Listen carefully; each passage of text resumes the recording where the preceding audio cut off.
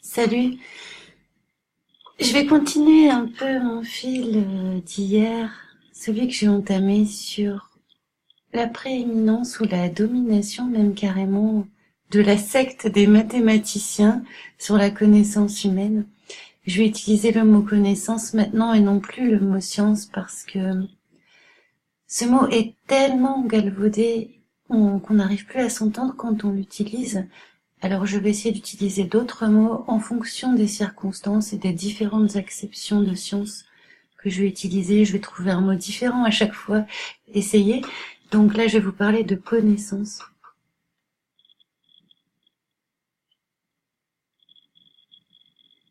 Et je sais plus ce que je voulais dire du coup. Donc voilà, je vais continuer le fil que j'ai commencé hier, justement sur ce rôle des mathématiques, sur la plasticité mathématique et comme dit Aurélien Barraud, cette potentialité infinie de créativité et de création que sont les maths. Parce qu'à l'entendre, en fait, quand on l'écoute, on a l'impression que ça va plus loin que l'art encore au niveau créativité. Et aussi, il y a cette idée avec les maths, cette idée platonicienne de l'existence d'un monde des idées. Parce que les mathématiques, c'est un peu le monde des idées de Platon. Si on relie ça avec l'idée de Galilée selon laquelle le livre de la nature est écrit en langage mathématique, c'est quand même un parti pris important parce que c'est quoi un monde mathématique par rapport au monde réel? Eh ben, dans le monde mathématique, ce qui va être inchiffrable en monde mathématique et en numérique, ça va être tout ce qui est du domaine des émotions, des relations interpersonnelles, par exemple. Tout ce qui va être du domaine de l'expérience esthétique aussi. Il y a des domaines comme ça qui sont inchiffrables. Et je vous parlais la dernière fois des applications sur smartphone d'auto-tracking, c'est-à-dire de transformation d'un signal analogique, par exemple mon humeur du jour, en données chiffrées pour entrer dans un algorithme, dans un programme qui va essayer de faire des courbes et des statistiques à partir de mon humeur ou à partir de toute autre donnée médicale en fait.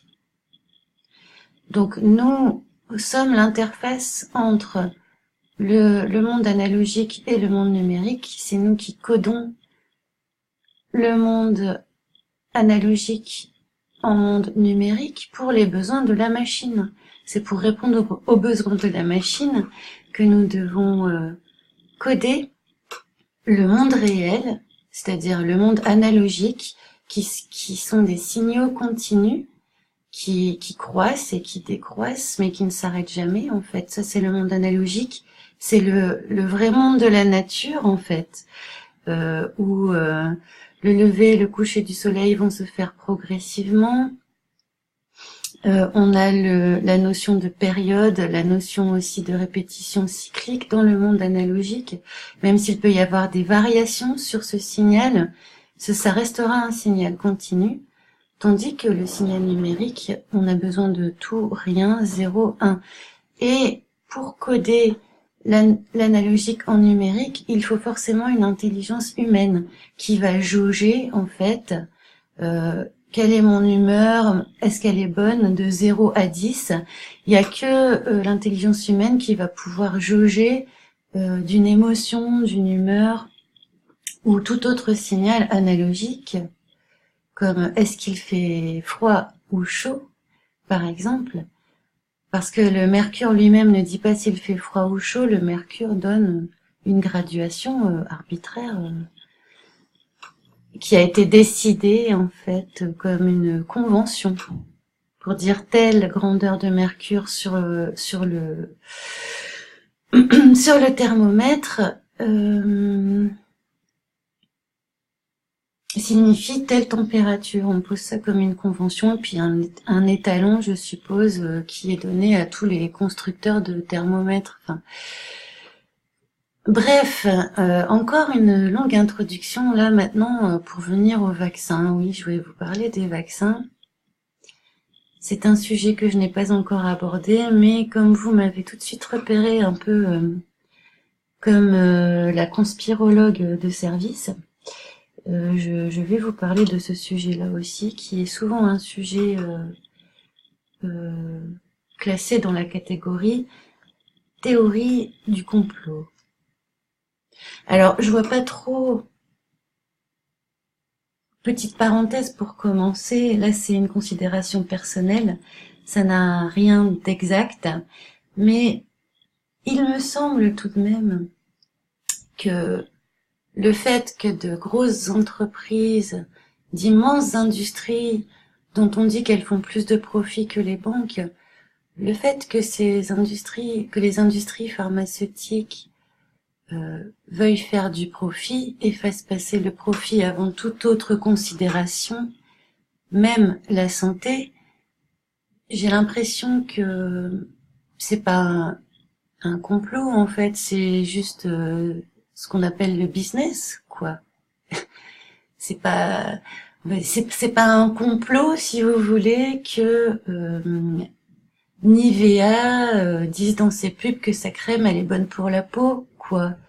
Alors que peut-être elle l'est pas ou elle l'est moyennement. C'est pas un complot, ça s'appelle du commerce, quoi.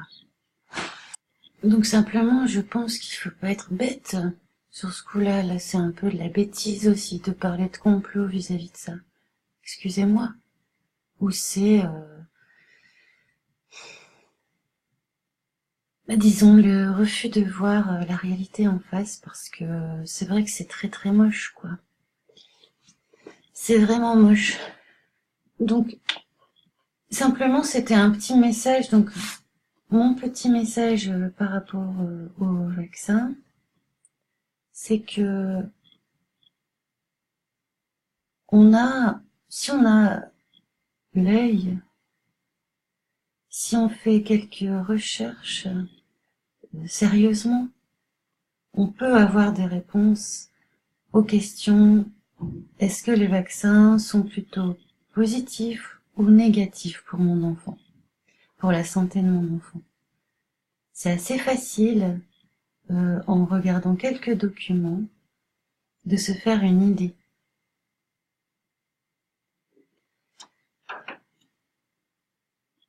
Donc moi je vous dirais que j'ai fait vacciner mes enfants.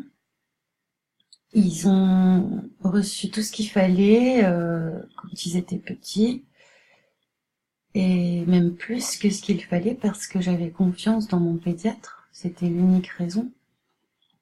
Et c'est plutôt une vertu, je pense, de faire confiance aux gens.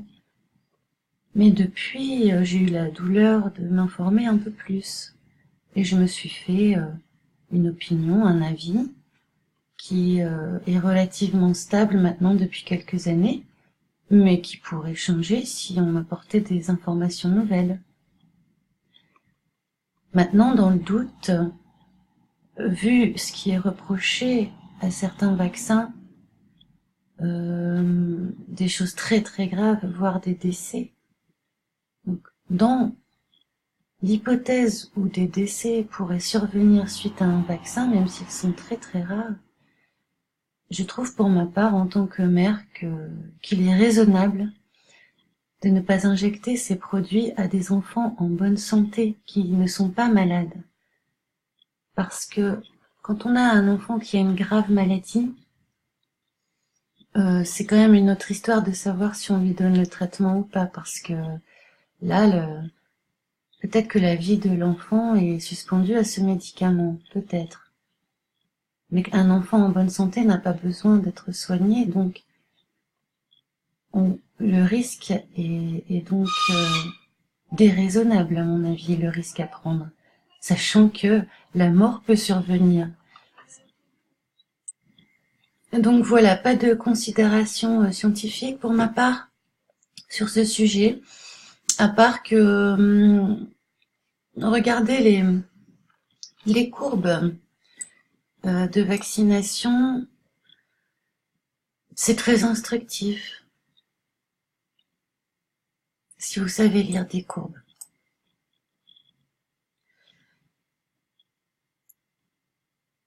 voilà ce que je voulais dire. Je vais terminer là-dessus. C'est voilà, faites quelques recherches et puis ensuite voyez sur un autre plan, d'un point de vue éthique, de peser le pour et le contre, savoir si vous préférez faire vacciner votre enfant ou pas, parce qu'il y a l'idée aussi de responsabilité.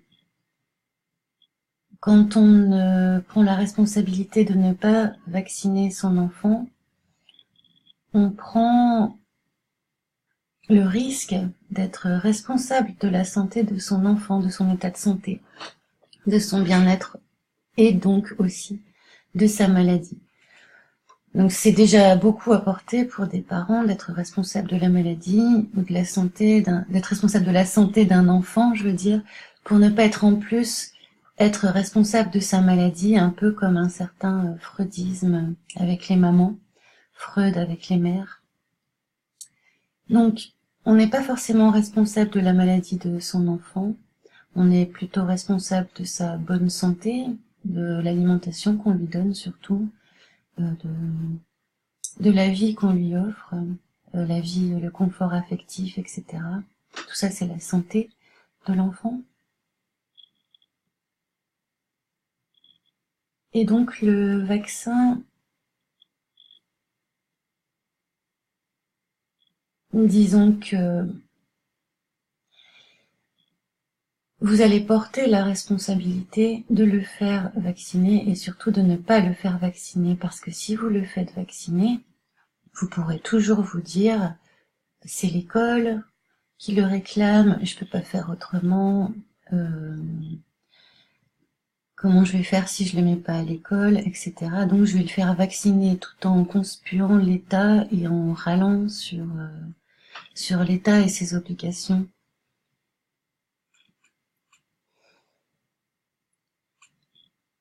Il y a personne qui nous oblige à mettre nos enfants dans ces écoles de la République. On n'est pas obligé de faire ça. La loi nous autorise à mettre notre enfant dans l'école de notre choix, et même si beaucoup d'écoles vont refuser votre enfant parce qu'il n'est pas vacciné ou n'est pas à jour de ses vaccinations, d'autres écoles vont l'accepter. Et si elles n'existent pas encore, elles vont se créer forcément.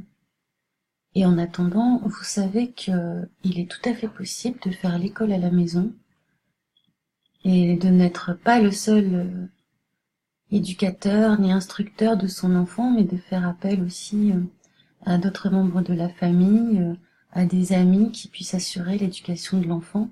Si par hasard vous ne trouviez pas d'école autour de chez vous qui accepterait votre enfant qui n'est pas à jour de ses vaccinations. Donc mon message c'était, il n'est pas obligatoire de faire vacciner votre enfant. Parce que dans ce monde, il existe une règle qui s'appelle le libre arbitre. Et la Constitution française a essayé en fait d'une certaine façon de s'en faire une sorte de reflet en se fondant sur la Déclaration des droits de l'homme et du citoyen. Cette déclaration, c'est une sorte de reflet, on va dire, de grande loi chrétienne, mais laïcisée en fait, athéisée. Mais ce sont des lois réelles. On ne peut pas nous obliger à nous faire vacciner en fait. Surtout si on est nombreux à le refuser, et même à titre individuel, on peut exercer des pressions sur nous. Mais en général, on va pas enlever notre enfant, le sangler sur un siège et lui injecter le vaccin de force. C'est pas comme ça qu'ils veulent procéder. Ils veulent procéder avec notre consentement parce que c'est un peu respecter les règles du jeu, si vous voulez. C'est pour pas se faire un mauvais karma, je pense. Enfin, je délire un peu, mais ce que je veux dire, on a des responsabilités en tant que parents. Et prendre 2 heures ou même 2 semaines de notre existence pour faire quelques recherches sur les produits qu'on injecte dans les veines de notre enfant, c'est pas de trop, je pense. Donc on n'est pas obligé de se laisser intimider par les uns ou par les autres et de prendre une position dans la peur et l'angoisse.